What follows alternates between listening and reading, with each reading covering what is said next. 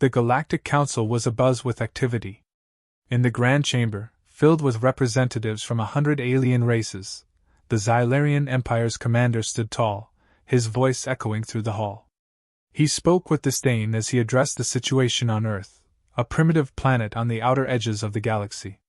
"They refuse our demands?" he said, a sneer curling his lips. "This insignificant world believes it can stand against us."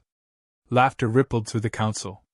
The Xylarian Empire was known for its ruthlessness, having conquered dozens of systems without breaking a sweat. To them, Earth was nothing more than a minor inconvenience, another planet to be subjugated or wiped out. The arrogance in the room was palpable. They had seen it countless times, lesser species trying to resist only to crumble under the might of the Empire's superior technology. To challenge the Xylarian fleet was suicide. But Earth had done the unthinkable. Instead of surrendering like so many before them, they sent a simple, defiant message. "We don't bow." The alien commanders could hardly believe it. How could a race that was technologically inferior believe they could survive, let alone win? The Council decided to make an example out of Earth. They would send an armada, the likes of which had never been seen before, to crush the planet swiftly and decisively. Preparations began immediately. Massive warships, brimming with advanced weaponry, left the shipyards, their sleek forms casting ominous shadows as they moved through space. The Xylarian fleet was unstoppable, or so they thought.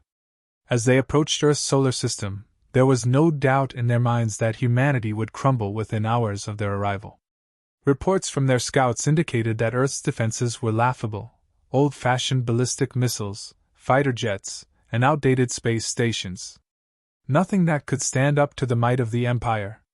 But on Earth, things were different. Humanity had known for decades that they were not alone. They had been preparing, not with the hope of winning, but with the determination to survive.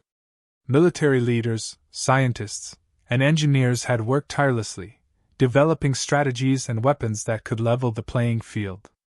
They knew that direct confrontation with the Xylarian fleet would be suicide. Instead, they focused on guerrilla tactics, leveraging their knowledge of the terrain and exploiting weaknesses in the aliens' overconfidence.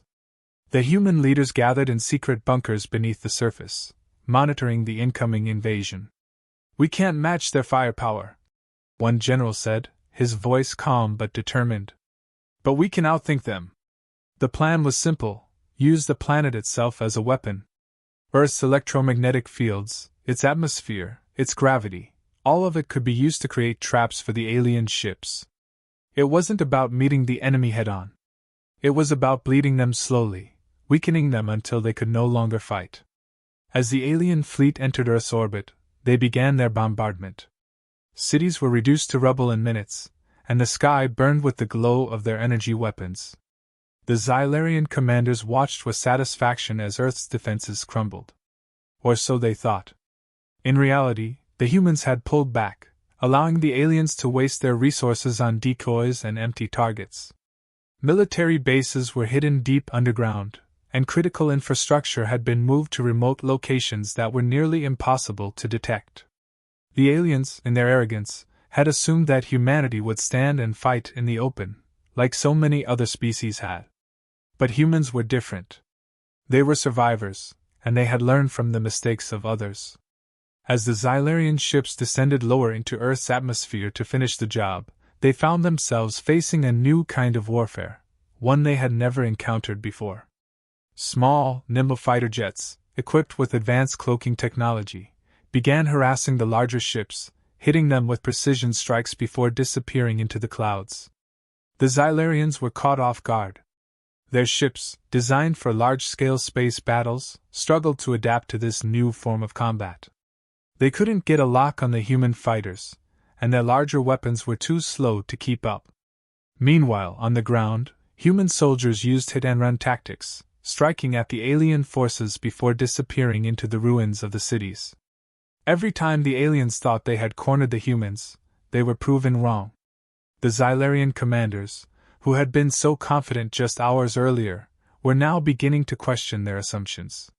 How could such a primitive race be causing them so much trouble? They had expected a quick, easy victory, but instead, they were being dragged into a protracted conflict. The humans weren't just surviving, they were winning small victories, chipping away at the Xylarian forces bit by bit. As the day wore on, the Xylarians grew increasingly frustrated. Their ships, once sleek and powerful, were now battered and bruised, and their ground forces were being worn down by relentless attacks. It was clear that the humans had been planning for this moment for a long time. And while they may not have had the technology to match the Xylarians, they had something far more dangerous: ingenuity and the will to fight. By the end of the day, the Xylarian commanders were forced to acknowledge that they had underestimated humanity. They had come expecting an easy conquest, but what they found was a species that refused to bow, no matter the odds. As they regrouped and prepared for the next phase of the battle, one thing became clear: Earth would not be taken as easily as they had thought. And for the first time in centuries, the Xylarian Empire began to doubt its own invincibility.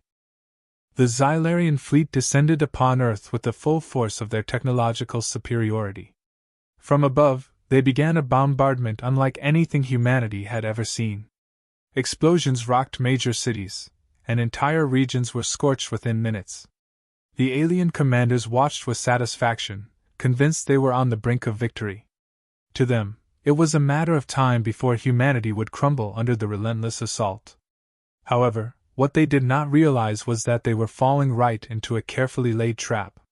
While the Xylarians focused their firepower on highly visible targets, they failed to understand that these were merely distractions.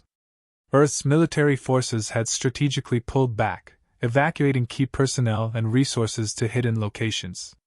Underground bunkers and secret bases remained untouched as the aliens expended their energy destroying hollow decoys and abandoned structures. Every bomb the Xylarians dropped was a waste, and every moment they spent chasing false leads weakened them further. From the shadows, human forces began their counterattack. Unconventional warfare became the hallmark of Earth's defense. Instead of large-scale battles, the humans employed guerrilla tactics, using their knowledge of the terrain to outmaneuver the invaders. Fighter jets, smaller and more agile than anything the Xylarians had encountered, appeared out of nowhere to strike with surgical precision before vanishing back into the clouds. These hit-and-run tactics proved devastating, as the alien ships were too slow to react and too cumbersome to adapt to the unpredictable movements of their opponents. The Xylarians had expected to crush Earth's defenses within hours, but as the battle wore on, they found themselves locked in a prolonged and frustrating engagement. They had never faced an enemy who fought this way, and their traditional strategies were useless against an opponent who refused to meet them head-on. The humans were like ghosts, appearing and disappearing at will, always striking where the aliens were least prepared. Meanwhile, on the ground, human resistance forces waged a relentless campaign of sabotage and disruption. Small squads infiltrated alien strongholds, planting explosives and hacking into their systems. Communications were jammed, supply lines were cut, and morale among the alien troops began to waver. What had started as a routine conquest was quickly turning into a nightmare for the Xylarian commanders. As the hours turned into days, the Xylarians grew increasingly desperate. Their fleet, once a symbol of unmatched power, was now battered and bleeding. Many of their ships were grounded, unable to continue fighting after suffering repeated strikes from human forces. The humans, far from being the easy prey they had anticipated, were proving to be an unrelenting foe. Every time the aliens thought they had the upper hand, the humans outmaneuvered them, forcing them back into a position of vulnerability. Frustration gave way to panic. The Xylarian commanders, who had entered the battle with such confidence, were now struggling to maintain control over their troops. Their forces were demoralized, exhausted from days of constant fighting, and unsure of how to proceed. They had never been in a situation like this before, where their technological superiority was rendered useless by an enemy who refused to fight on their terms. Humanity had done the impossible. They had turned the tide of the battle without ever engaging in direct confrontation. Through sheer cunning and ingenuity, they had worn down the invaders to the point where the once mighty Xylarian fleet was barely holding itself together. And while the aliens had started the war with overwhelming numbers, their forces were now dwindling, one ship at a time. But Earth wasn't done yet. The human forces had one more card to play, one final move that would ensure the Xylarians regretted ever coming to their planet. Deep in a secure facility, military engineers and scientists had been working on a secret weapon, something that could turn the invaders' technology against them. They called it the Mirror. It wasn't a weapon in the traditional sense but a device that could hack into the Xylarians' own systems, taking control of their ships remotely. When the mirror was activated, chaos erupted within the Xylarian fleet. Ships that had once been symbols of dominance suddenly turned on one another. Command systems were overridden, navigation was compromised, and weapons systems malfunctioned. The aliens, already struggling to maintain order, now faced a full-scale mutiny within their ranks. The humans watched as the Xylarians descended into chaos, their once cohesive armada tearing itself apart from the inside. The Xylarian commanders, in a state of panic, tried to regain control of their ships, but it was too late. The damage had been done. With their forces in disarray, the Xylarian fleet was no longer capable of continuing the fight. One by one, the remaining ships either fell to Earth's forces or were destroyed in the ensuing chaos. The mighty Xylarian invasion had been reduced to a handful of scattered vessels, barely able to limp out of the solar system. As the Xylarians retreated, they left behind the wreckage of their once great fleet, a testament to humanity's resilience and ingenuity. What was meant to be an easy conquest had turned into a catastrophic failure for the Empire, and Earth stood victorious. But this victory did not come without a cost. Cities lay in ruins, millions had died, and the scars of the battle would remain for generations. Still, humanity had survived. Against all odds, they had fought back against an enemy far more powerful than themselves, and they had won. The lesson was clear: Earth was not to be underestimated. The Xylarians, now on the defensive, were scrambling to regroup after the devastating failure of their initial assault. Their arrogance had blinded them, but now they understood the gravity of the situation. Earth wasn't just a primitive backwater planet, it was a formidable force that had outmaneuvered them at every turn. The realization came too late. Human forces had successfully weakened the alien fleet, but they weren't done yet. Earth had one final weapon, one that would break the Xylarians completely. In the depths of Earth's most secure military facility, the culmination of years of secret development was being prepared. This wasn't an ordinary weapon. It was designed not to destroy through brute force but to cripple the Xylarian forces by exploiting their very dependence on technology. The weapon, codenamed the Hammer, was a planet-wide electromagnetic pulse, EMP, that could target the core systems of the Xylarian fleet, disabling everything electronic in an instant. It was Earth's most daring move yet, a calculated risk that could turn the tide of the war completely in their favor. With the alien ships vulnerable and fragmented, the decision was made to launch the Hammer. When the pulse was unleashed, the result was immediate and catastrophic. Xylarian ships that had been hovering in Earth's orbit suddenly went dark, their engines failing, their systems dead. Entire fleets were left paralyzed, floating helplessly in space. The advanced technology that the Xylarians had so arrogantly relied upon was now their greatest weakness. Human forces seized the opportunity. Squadrons of fighter jets and ground forces moved in, targeting the crippled alien ships with precision. The Xylarian soldiers, once so sure of their superiority, were now powerless, trapped in their own disabled ships, unable to fight back. What had once been an insurmountable invasion force was now nothing more than a fleet of defenseless targets. The destruction was swift and brutal. Ship after ship was taken down, and the remnants of the once mighty Xylarian armada were reduced to burning wreckage scattered across the sky. On the ground, the situation was no better for the invaders. Human troops, emboldened by their success in space, launched a series of coordinated strikes against alien ground forces.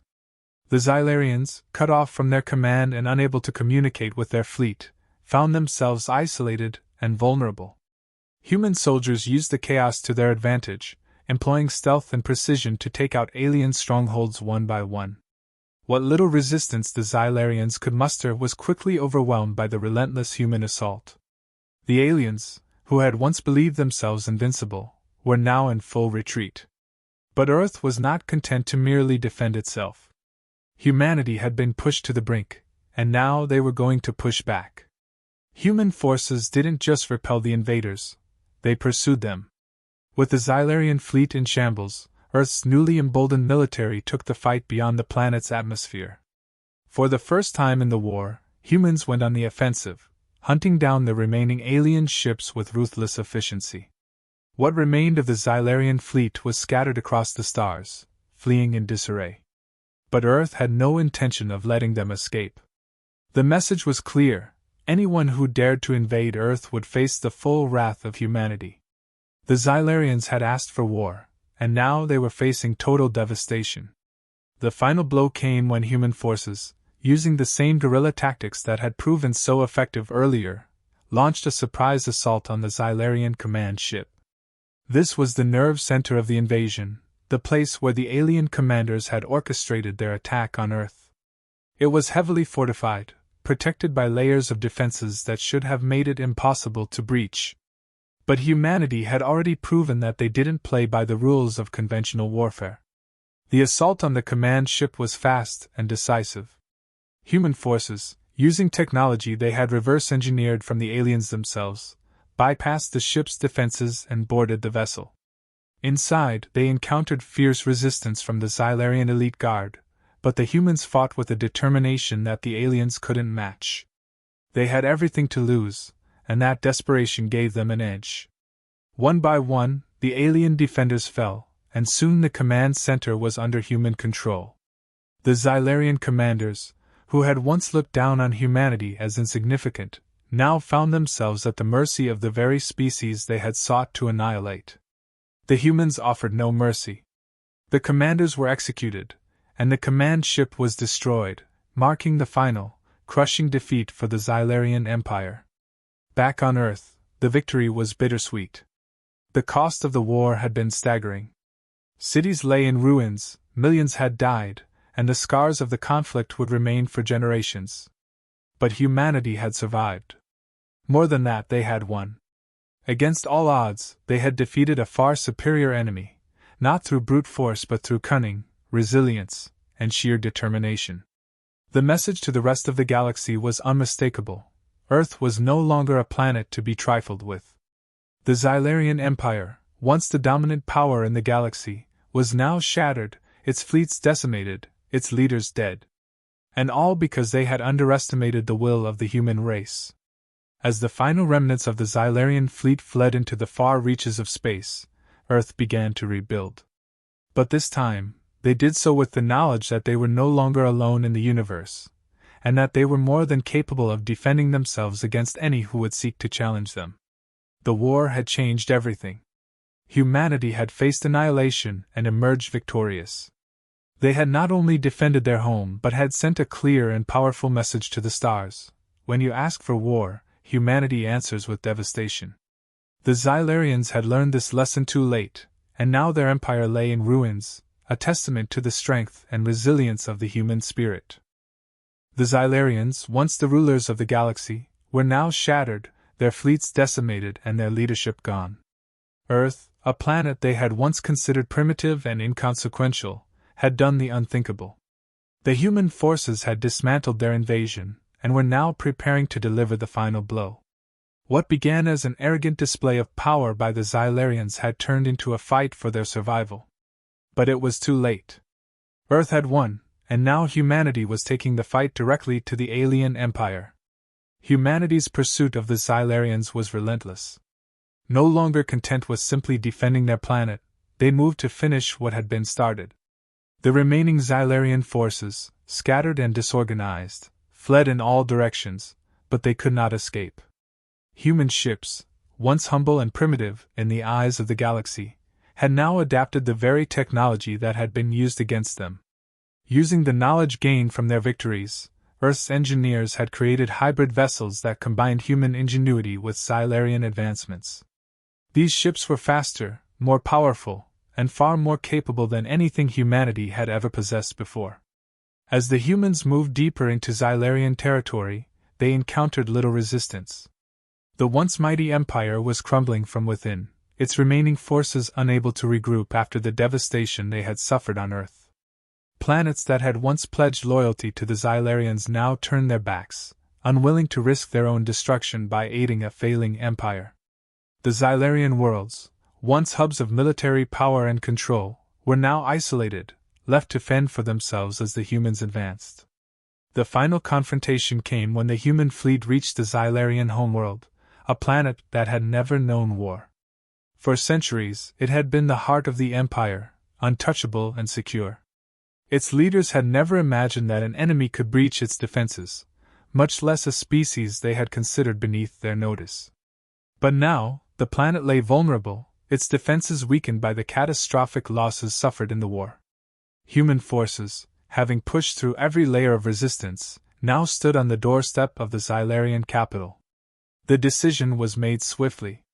Humanity had no desire to prolong the conflict any further.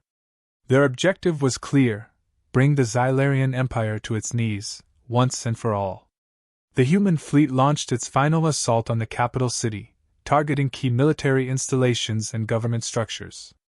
The Xylarians, already crippled by the loss of their fleet, had no means of defending themselves. Their once untouchable home was now under siege, and there was nothing they could do to stop it. The destruction was swift and absolute. Human forces cut through the remaining defenses with ease, taking down key targets one by one. The Xylarian government, still reeling from the loss of their commanders, fell into chaos. There was no chain of command left to coordinate a defense, and the few soldiers who remained loyal to the Empire were quickly overwhelmed. The Xylarian leaders, once so confident in their superiority, were now reduced to hiding in underground bunkers, powerless as their empire crumbled around them. As the last vestiges of the Xylarian military were destroyed, the reality of their situation set in. The Xylarians had asked for war, and humanity had answered with a level of devastation they had never anticipated. The empire that had once ruled the galaxy with an iron fist was now nothing more than a memory, its capital in ruins, its leaders either dead or in hiding. But humanity wasn't done. They knew that simply defeating the Xylarians wasn't enough. They had to send a message to the rest of the galaxy, one that would ensure that no other species would ever dare to challenge them again. A broadcast was sent from the heart of the Xylarian capital, transmitted to every corner of the galaxy. The message was simple, direct, and unmistakable. Earth stands undefeated. Challenge us, and you will face the same fate. The effect was immediate. Across the galaxy, planets and species that had once looked to the Xylarians for protection or dominance now saw them for what they were: vulnerable, weak, and broken.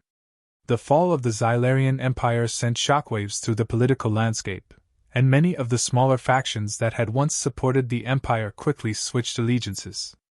They realized that Earth was now a dominant force, one that could not be ignored. The humans had proven their strength, and they had done so in the most dramatic way possible. The remnants of the Xylarian Empire were left in disarray. Their worlds, now isolated from the central command, struggled to survive. Many of the Xylarian leaders, those who had escaped the destruction of their homeworld, went into hiding, knowing that they would be hunted by both their own people and the humans. The once proud empire was now a shadow of its former self, reduced to scattered colonies and rogue fleets, none of which posed a threat to humanity or the galaxy at large. For Earth, the war had changed everything. They had gone from being a relatively insignificant player on the galactic stage to one of its most powerful forces. The victory over the Xylarian Empire was not just a military triumph, it was a statement. Humanity had proven that they could not only survive but thrive in a universe filled with hostile forces. The rest of the galaxy, once so dismissive of Earth, now had to acknowledge them as equals, if not superiors. As the dust settled and Earth began the process of rebuilding, the human race knew that their place in the galaxy had been forever altered. They had faced extinction and had emerged stronger than ever before. The Xylarians had underestimated humanity, and they had paid the ultimate price. The message had been sent loud and clear: Earth was not to be trifled with. Any who dared to challenge them in the future would face the same devastating consequences. And so, the war ended, not with a treaty or a negotiation, but with total victory.